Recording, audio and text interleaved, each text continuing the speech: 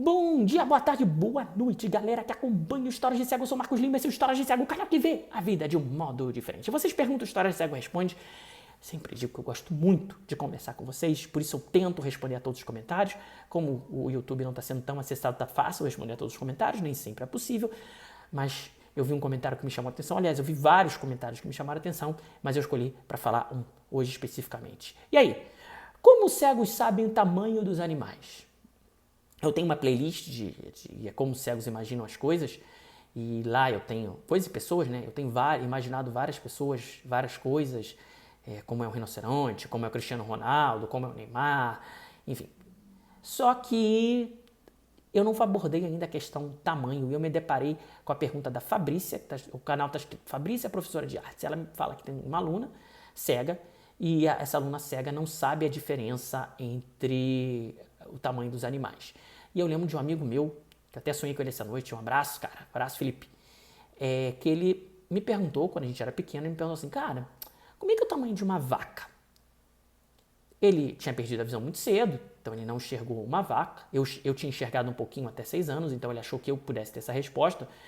E aí ele me perguntou, uma vaca é como? Do tamanho de um ônibus?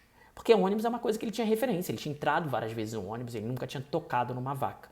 Então o cego nunca tinha tocado numa vaca e não sabia o tamanho da vaca. A vaca é o tamanho de um carro, o tamanho de ônibus. Eu não sei explicar, né? Assim, eu já toquei talvez numa vaca, assim, não nela toda, ela nunca ficou paradinha para eu tocar nela toda. E se uma vaca não ficou parada, não vai ser um elefante, não vai ser um rinoceronte, não vai ser um hipopótamo que vai ficar parado pra gente tocar.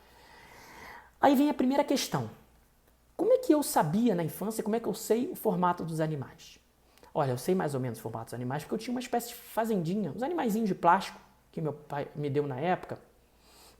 E esses animaizinhos, eu podia tocar neles e sentir a forma da girafa, o pescoço da girafa, sentir o chifre do antílope, a gordura do hipopótamo.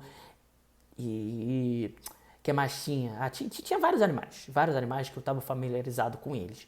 O problema é que esses animais, eles não seguiam uma tendência natural ao tamanho, né? Eles não eram, como a gente vê no mapa, eles não seguiam uma escala. E é até bom, né? Porque se a gente está na mesma representação, um hipopótamo e um antílope, eles vão ser de tamanho muito diferente. Um hipopótamo e um canguru. Então eu tenho um hipopótamo enorme para um canguru pequeno. Então eles realmente, para fins de você tocar, de você entender, eles não tinham mesmo como seguir uma escala real de tamanho. Então eu conseguia ver a forma e eu não conseguia saber o tamanho dos animais, como até hoje eu não consigo. E aí a Fabrícia pergunta como fazer isso, como a gente mostra para as pessoas cegas o tamanho dos animais. Eu vou dar aqui algumas sugestões e eu peço que vocês deem outras nos comentários e a gente volta a tocar no assunto, se for o caso. O que eu sugeriria são massinha, né? Você construir animais mesmo de massinha, em escala mais ou menos, você pode construir. Você fazer desenho num papel, mas desenho para cego? Então, uma sugestão para fazer desenho é como eu usava na escola, como meu pai me ensinava na escola, né, que ele me ajudava com as matérias visuais, matemática, física, química. Então o que ele fazia? Ele botava uma lixa, essas lixas de pintura, assim, uma coisa grande de lixa, e botava um papel fino por cima e desenhava com giz de cera. O que acontecia?